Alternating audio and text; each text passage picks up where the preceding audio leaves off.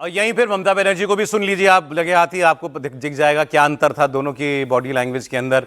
एक तो ममता बनर्जी कल पूरा दिन वो अलग अलग बूथ पर जाती रहीं, और ये अलग है ममता बनर्जी के जनरल पोलिंग डे एटीट्यूड से। ये कल भी चर्चा हो रही थी और इसको और लोगों ने भी कहा, मैं आपको वो बयान भी दिखाऊंगा। ममता बनर्जी का गुस्सा था सेंट्रल फोर्सेस पे। ममता बनर्जी ने कहा ये लोगों को परेशान करने के लिए लाई गई हैं, ये लोग गुंडागर्दी करके, ये लोग जबरदस्ती चुनाव कैप्चर करके जीतना चाहते हैं, लेकिन ऐसा होगा नहीं।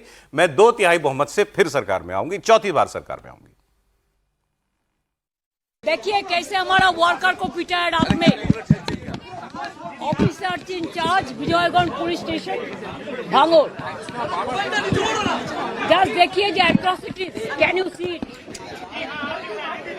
देखिए देखिए, एक क्या गुंडाराज चल रहा है, देश को बेच दिया। ऐसे वोट कभी होता है? ऐसे कभी वोट नहीं होता है। वोट शांति से होता है, लोकतंत्र डेमोक्रेसी का फेस्टिवल होता है। लेकिन ये तो लोकतंत्र को पूरा बालोटा बजा दिया, पूरा इसको एट्रोसिटीज कर दिया। Intention is very clear that BJP wants that forcefully to rig the election, but our workers and people are ready to die. जी, तो अब ये कॉन्ट्रास्ट जरा आप देखिए, ये हमें ही दिख रहा है, आप लोगों को भी दिख रहा है। ये शुभेंदु अधिकारी बनाम ममता बनर्जी, दोनों कल जिस तरीके से दिखाई दिए। दिन में आक्रामक शुभेंदु अधिकारी बहुत थे, जब पोलिंग चल रही थी खूब दौड़ दौड़ लगाई उन्होंने, जब इनको घेर लिया एक बार टीएमसी के लोगों ने।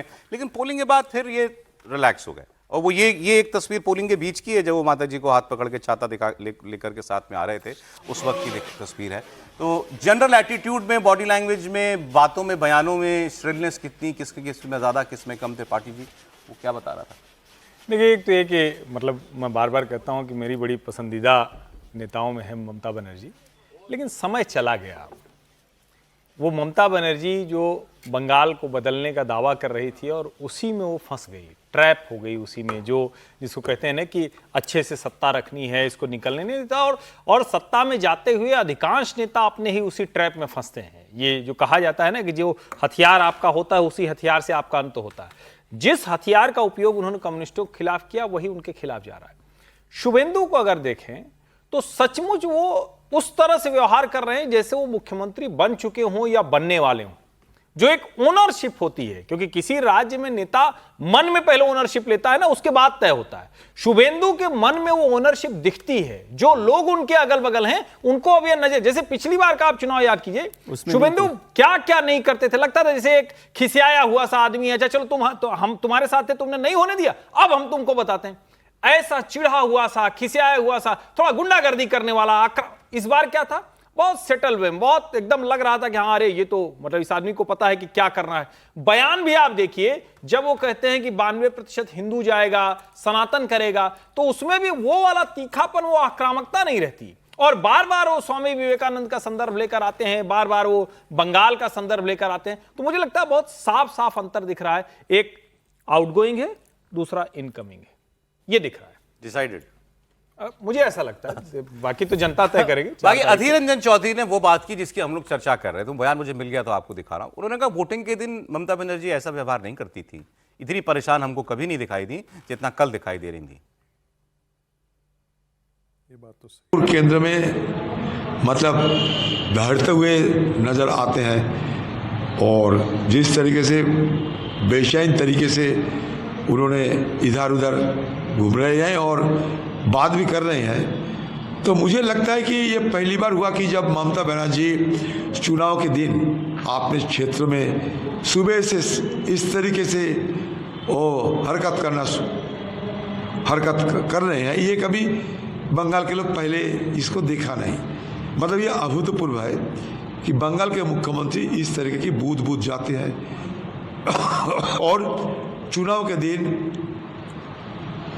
मतलब थोड़ा बेचैन तरीके से घूम रहे हैं। इसलिए लगता है मुझे कि ममता बनर्जी चुनाव जीतने में असहज महसूस कर रहा हूं।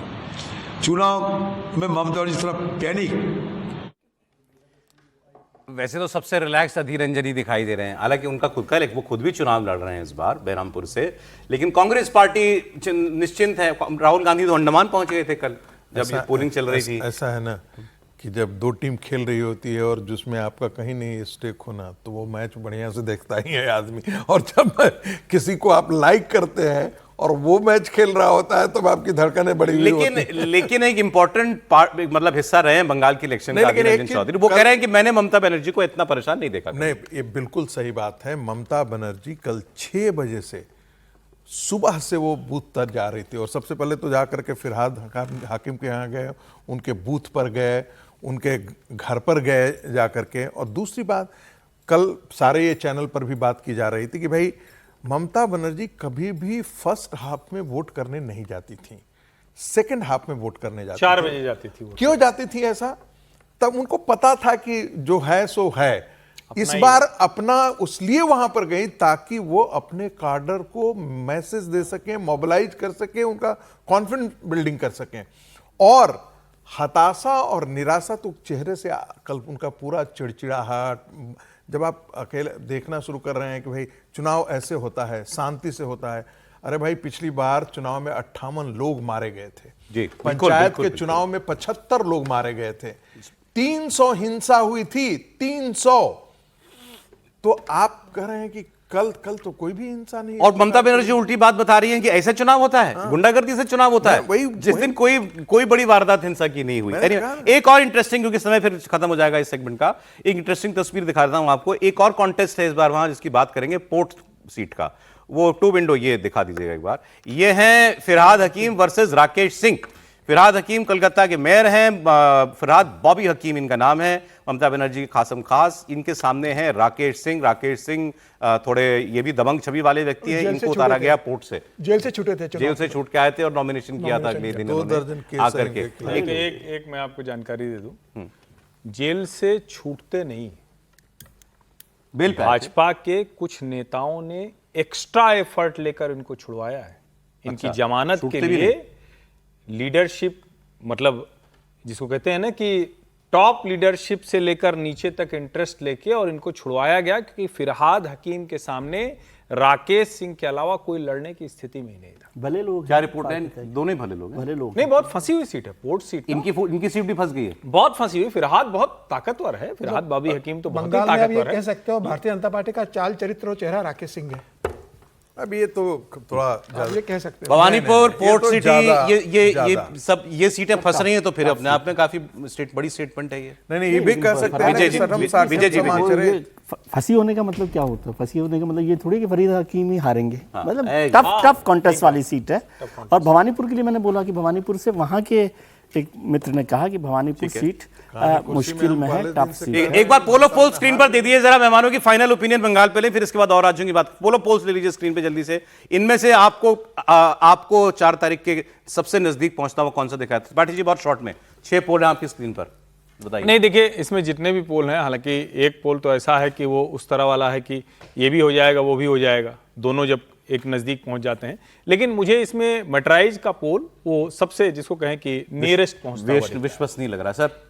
160 तक भाजपा जो है लगभग। इंडिविजुअल का मैं कोई बात नहीं कर रहा, लेकिन सबकी एक डायरेक्शन है कि वो भारतीय जनता पार्टी की सरकार बना रहे हैं। 150-60 वाला या 170 पार वाला? सर ये सीधा सवाल। नहीं, मुझे लगता है अगर बीजेपी की सरकार बनेगी तो वो बड़ी नंबर से बनेगी।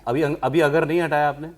नहीं, अगर तो 4 तारीख को ही हटा सकते हो ना। इन्होंने तो हटा दिए तीनों ने। वो आपके तो- मन में अगर है क्या? नहीं, मन में नहीं है। मैं कह रहा हूँ कि उसमें भी, मैं आपने जो सवाल पूछा उसमें मैं कह रहा हूँ कि नंबर जो है वो ज्यादा होगा, कम नहीं होगा। ठीक, ज्यादा होगा। सर, जिसको मिलेगा अच्छा नंबर मिलेगा। मैं उस बात पे जोर दे रहा हूँ। मेट्राइज का जो आंकड़ा है ना, वो डरते हैं। मैं 170 से नीचे कम नहीं समीर जी। बात करूंगा। मेरा एग्जिट पोल तो 175 कह रहा है सर। 175 कह रहा है, ठीक है।